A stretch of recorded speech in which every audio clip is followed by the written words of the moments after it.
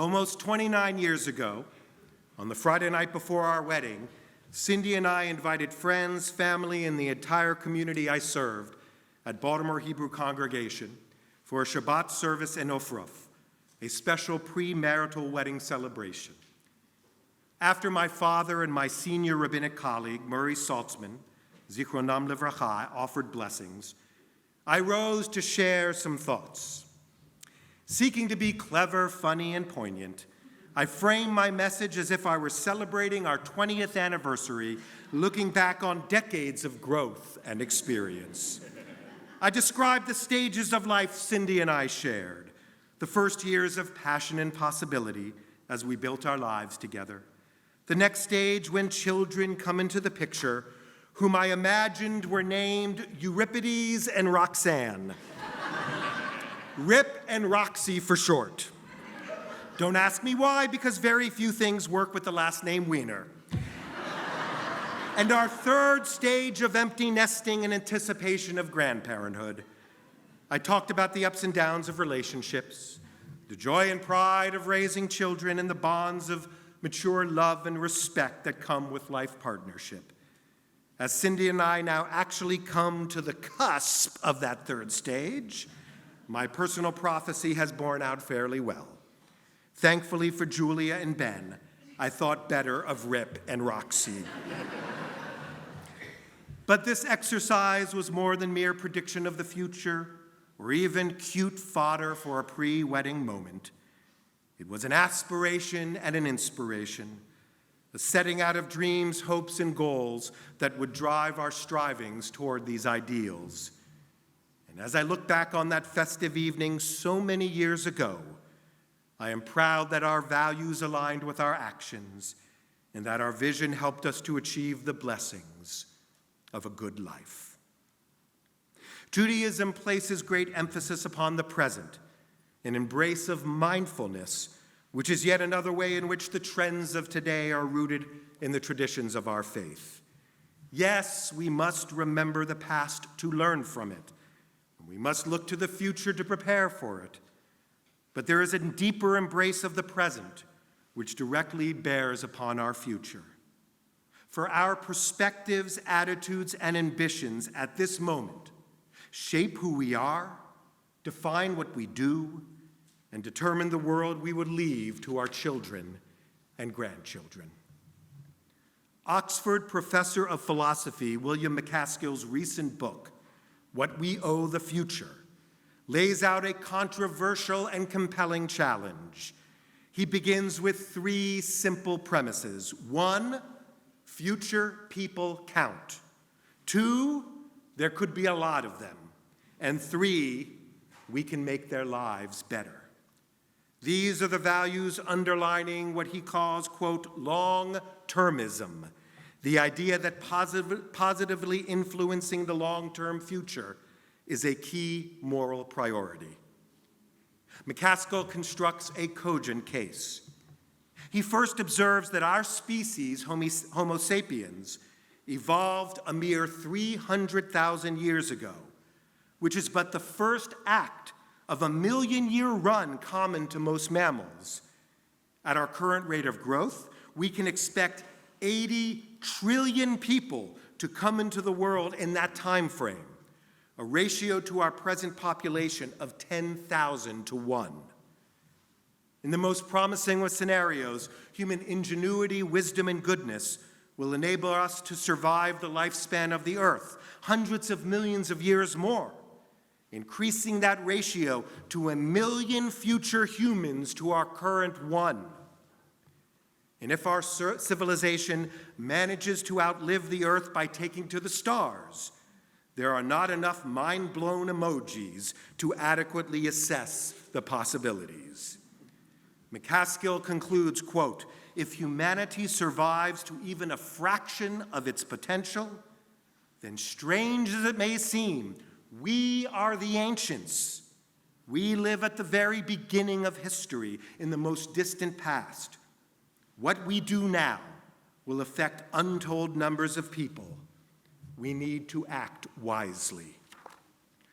McCaskill sees the greatest obstacles to realizing our shared potential to be the greatest threats to our civilization, climate change, the specter of nuclear or biochemical war, and the unchecked dominance of artificial intelligence. But it is a profound change in our perspective, our openness to the unknown, and our willingness to act that will determine a future of abundant opportunity or dire lament. Futurist and fellow Camp Swig alum Ari Wallach also joins this effort in his new book, Long Path, Becoming the Great Ancestors Our Future Needs. Adding to much of McCaskill's argument, Wallach addresses the ways in which this change in frame impacts our current state of mind. Quote, "The long path mindset helps relieve our reactions to stressful moments, reminding us that we are part of something bigger than ourselves, and that while our time is finite, we need to become the great ancestors our descendants need us to be." Both these visionaries realize that they are asking for something tough, a great leap of consciousness, because we are working against millennia of evolutionary programming. Get it, eat it, look for more. And adding to our challenges, we live in a time of brief attention spans, short memories, and an inability to project our needs and wants beyond momentary pleasures. In our efforts to filter out the technological static and distractions that overwhelm our senses, we often neglect the needs of those at a remove from us in space, not simply the distant suffering of faceless crowds on the other side of the planet, but even the most intimate struggle of hungry toddlers who line our streets and neighborhoods. How much more difficult it is to consider the well-being of those distant from us in time, in the decades, centuries, and millennia that lie ahead of us.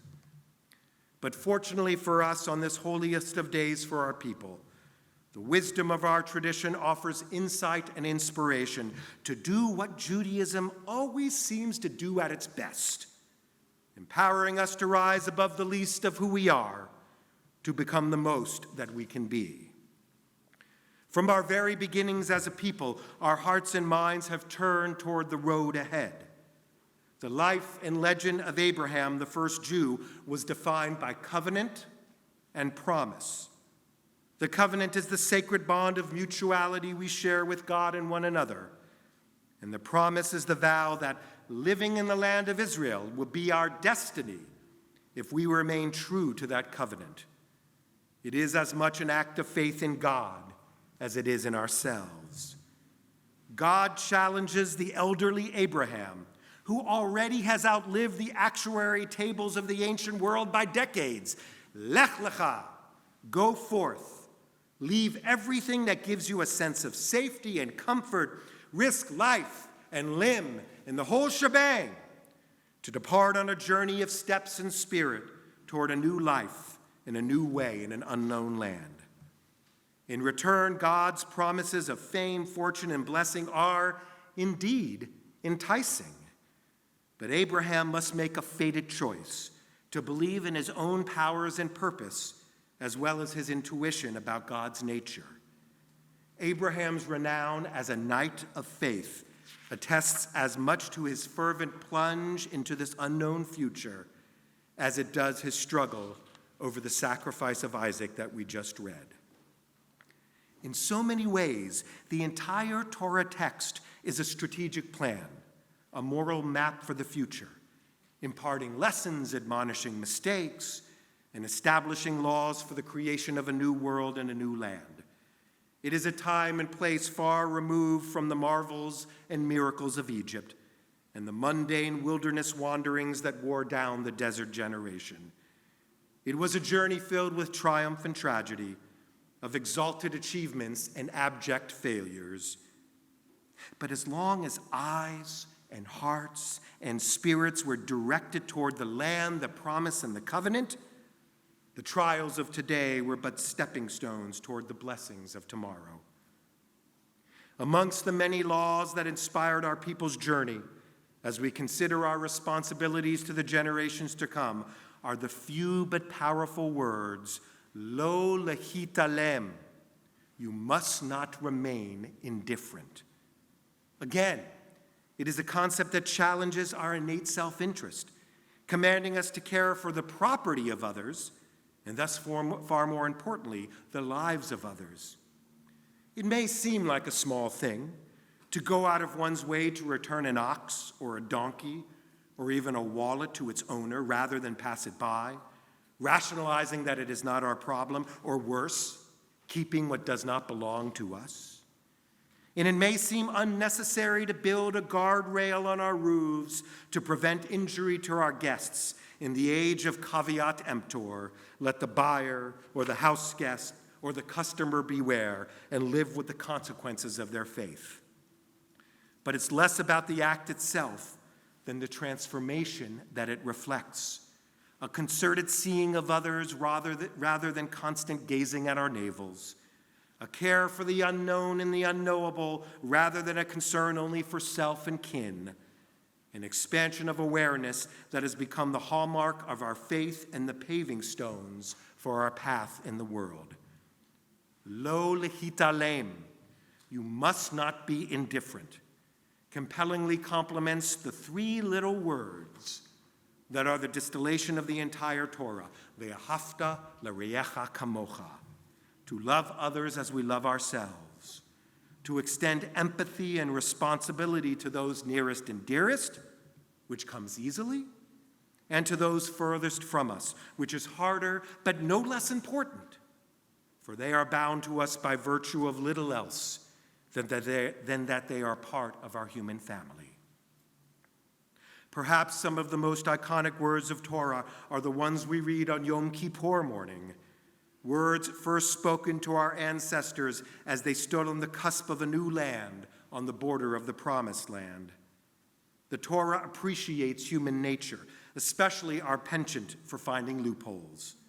God informed the Israelites, quote, I make this covenant not with you alone, but with those who are standing here with us this day, and with those who are not standing with us here this day. In essence, we, the inheritors of that moment of vow and vision, are also bound by the covenant agreed to by our great-grandparents to the nth power. The Spanish commentator Sforno goes further, teaching that those present in that moment will have to explain to unborn generations that the bounty and blessings of the land and the vibrant destiny of the Jewish people will only endure in our appreciation for what we've received and our devotion to extending those blessings to the next generations. That Yom Kippur Torah portion continues with perhaps the most important teaching in Judaism. We as a people in time and space are free to choose good or evil, life or death. God's words, echoed in the dreams for our posterity, command us choose life so that you and your children may live. The propelling prophecies of McCaskill and Wallach add one more level of urgency to this radical opening of hearts and minds. The time to act is now. This is more than a pleasant platitude. These visionaries argue that with the pace of change and progress over the last centuries and decades, we find ourselves in this very moment at a fateful crossroads. The decisions we take, the choices we make, and the paths we pursue will determine in definitive and irreversible ways whether we will bequeath to our future families a dystopian hellscape of strife and scourge, or a new dawn of promise, purpose, and possibility. Our ideals as Jews are the foundation for that broader cultural wish that our children and grandchildren should do better than us. But that is a hope for more than a career as a professional, marrying well, or maximizing privileges. It is a profound commitment incumbent upon all of us now, on this day of judgment, to secure for them a world that will provide what our grandparents gave to us: a home and hope, opportunity and optimism, a chance and a choice.